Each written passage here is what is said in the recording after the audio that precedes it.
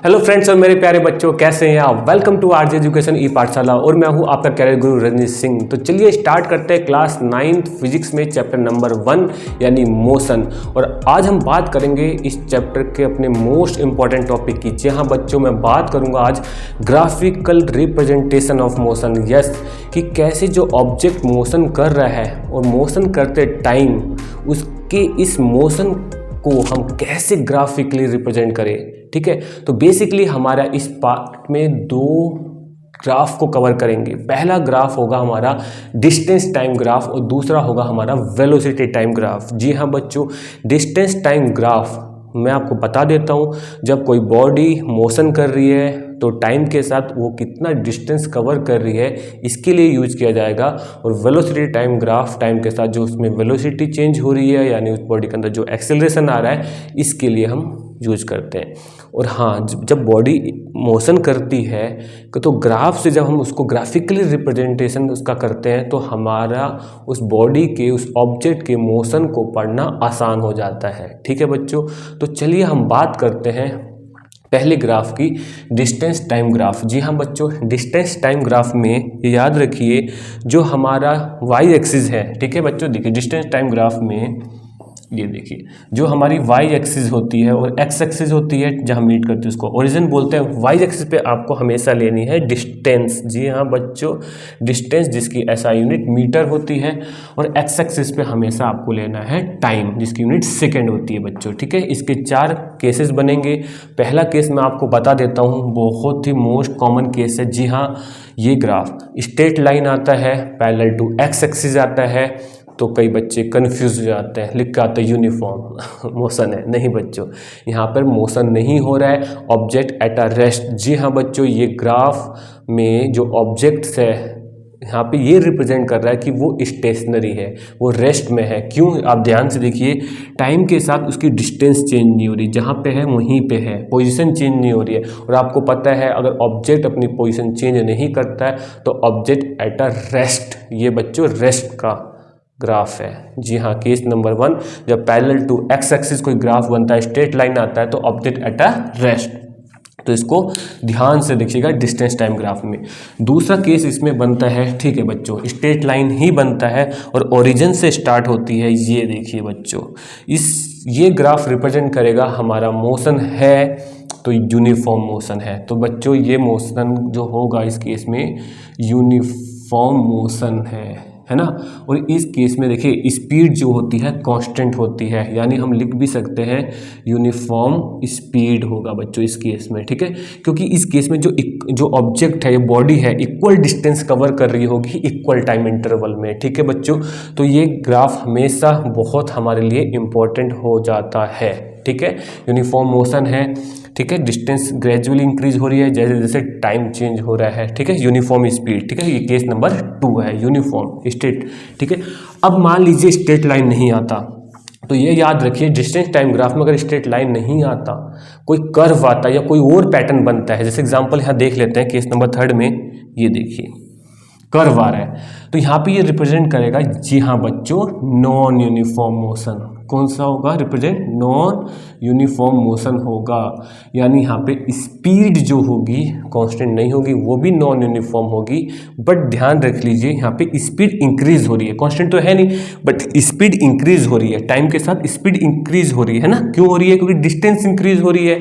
तो यहाँ पे व्हेन स्पीड इंक्रीज तो ये वाला ग्राफ बनेगा। ठीक है, नॉन यूनिफॉर्म मोशन है ये आपको पता है, बट यहाँ पे टाइम के साथ डिस्टेंस चेंज हो रही है तो इसके इसकी स्पीड इंक्रीज हो रही है। ठीक है बच्चों, अब हम बात करते हैं इसी में केस नंबर 4 में कर्व। ये देखिए ऐसा कर्व नॉन यूनिफॉर्म, आपको पता है ये भी हमारा नॉन यूनिफॉर्म मोशन होगा बच्चों। क्या होगा? Non uniform motion. ठीक है, बट यहाँ पे टाइम के साथ डिस्टेंस डिक्रीज हो रही है यानी इसकी स्पीड डिक्रीज हो रही है बच्चों। ठीक है, नॉन यूनिफॉर्म। तो हम बात करते हैं हमारे कोर्स में क्लास 9 सीबीएसई में क्या है। यस, यूनिफॉर्म मोशन है, आपको पता है बच्चों, यानी स्ट्रेट लाइन। जी हाँ, ये ग्राफ के हम पढ़ लेते हैं, कंक्लूजन कर लेते हैं डिस्टेंस टाइम ग्राफ। देखिए डिस्टेंस टाइम ग्राफ मैं फिर से रिपीट कर देता हूँ। टाइम के साथ जो बॉडी अपनी मोशन कर रही है, मूवमेंट हो रहा है, तो उसकी डिस्टेंस कैसे हम फाइंड करें। तो सिंपल सा लॉजिक है, यहाँ पे वाई एक्सिस पे हमें डिस्टेंस को प्लॉट करना है, एक्स एक्सिस पे हमें टाइम लेनी है। अब यहाँ देखिए ग्राफ है, तो सबसे ज़्यादा इंपॉर्टेंट होता है इसका स्लोप। जी हाँ, स्लोप होता है क्या है, जो भी ये एंगल फॉर्म हो रहा है उसका टेंजेंट, अगर ये एंगल थीटा है तो टेन थीटा हमारा इसका स्लोप होगा। ठीक है बच्चों, टेंजेंट एक ट्रिग्नोमेट्रिक रेशियोज है, बट अगर हमें स्लोप को डायरेक्ट फाइंड करना है तो याद रखिए टेंजेंट यानी परपेंडिकुलर अपॉन बेस। परपेंडिकुलर पे हमारी वाई एक्सिस है और बेस पे हमारा एक्स एक्सिस यानी, ठीक है। तो काफ़ी बच्चे अक्सर ये कंफ्यूज जाते हैं, हम स्लोप कैसे याद रखें, है ना।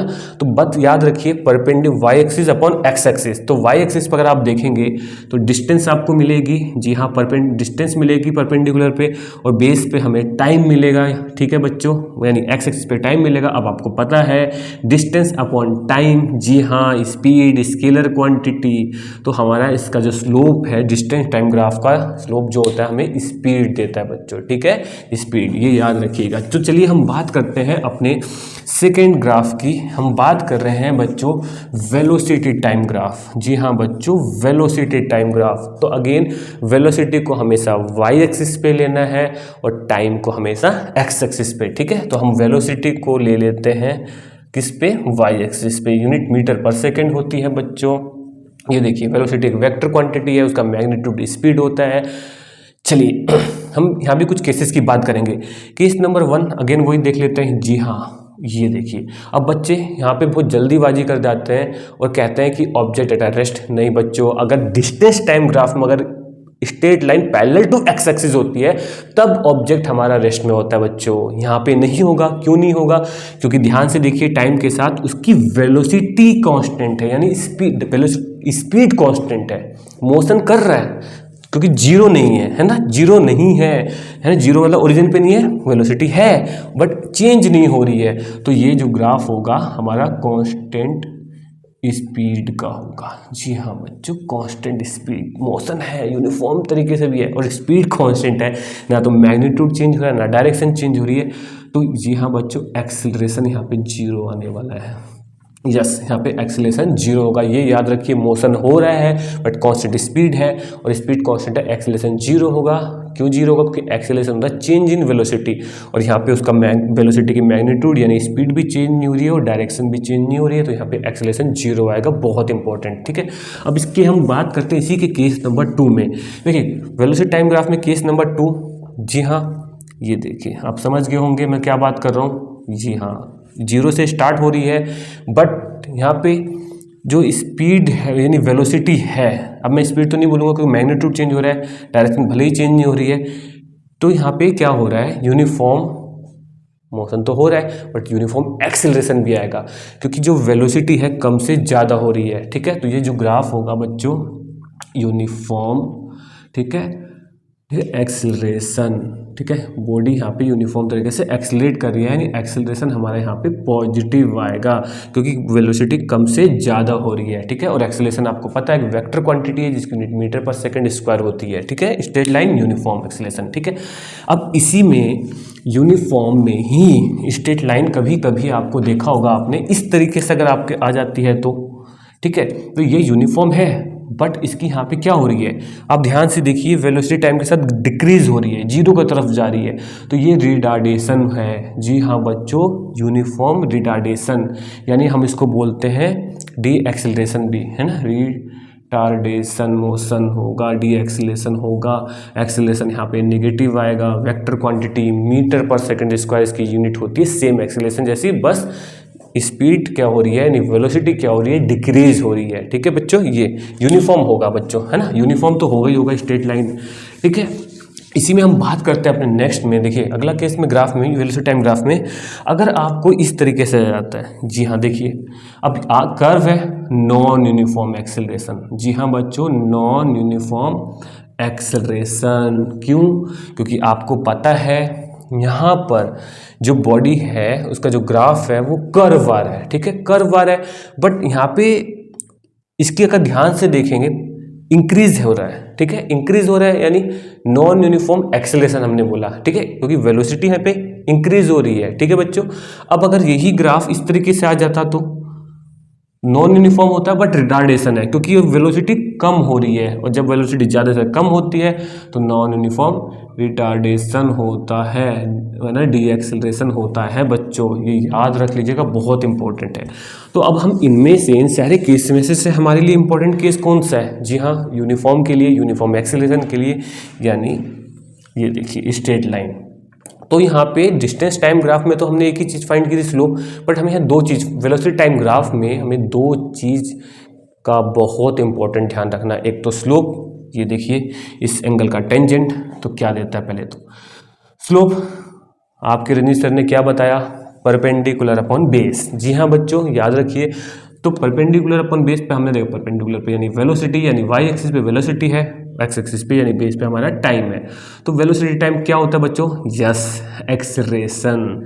तो हमें इसका जो स्लोप है, वेलोसिटी टाइम ग्राफ का जो स्लोप है, एक्सेलरेशन देता है। यूनिट आपको पता है, मीटर पर सेकंड स्क्वायर। जिस भी पॉइंट पर आपको एक्सेलरेशन निकालना है, आप उस पॉइंट से परपेंडिकुलर और बेस, परपेंडिकुलर बेस निकालिए, आपका स्लोप फाइंड हो जाएगा, एक्सेलरेशन। अब हम बात करते हैं इसका एरिया की। अब बच्चे सोचेंगे कि सर एरिया कैसे? देखिए, चाहे स्लोप हो चाहे एरिया हो किसी भी ग्राफ का, हमेशा एक्स एक्सिस से ही कैलकुलेट किया जाता है, फ्रॉम द एक्स एक्सिस।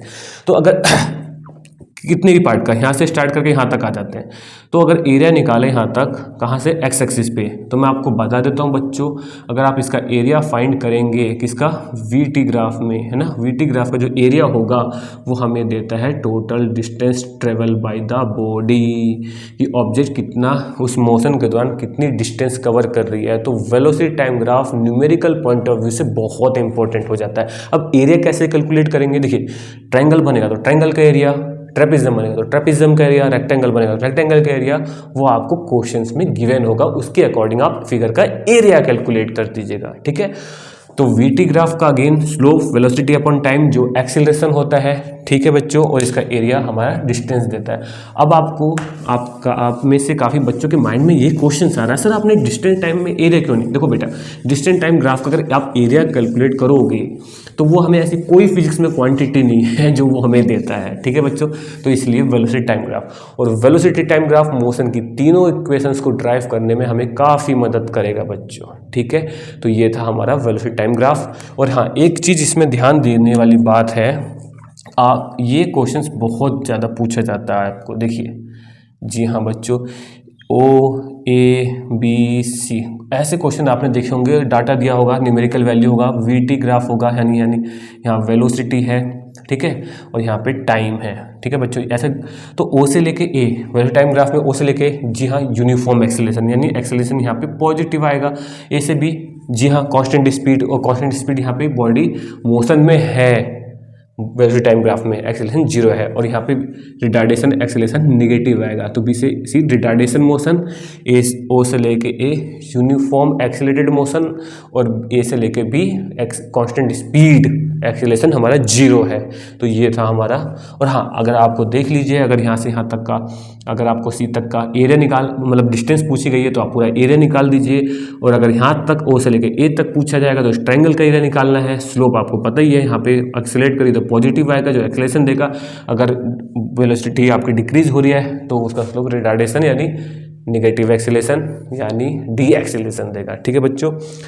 तो thank you so much watching this video. अगर ये वीडियो आपको पसंद आए तो लाइक शेयर कमेंट करना ना भूलिएगा। अगर आपने चैनल को सब्सक्राइब किया तो दिल से धन्यवाद, अगर नहीं किया तो अभी कीजिए, और बेल आइकन पे भी प्रेस कर दीजिए, कि ताकि हमारी अगली वीडियो की नोटिफिकेशन आप तक पहुंच जाए।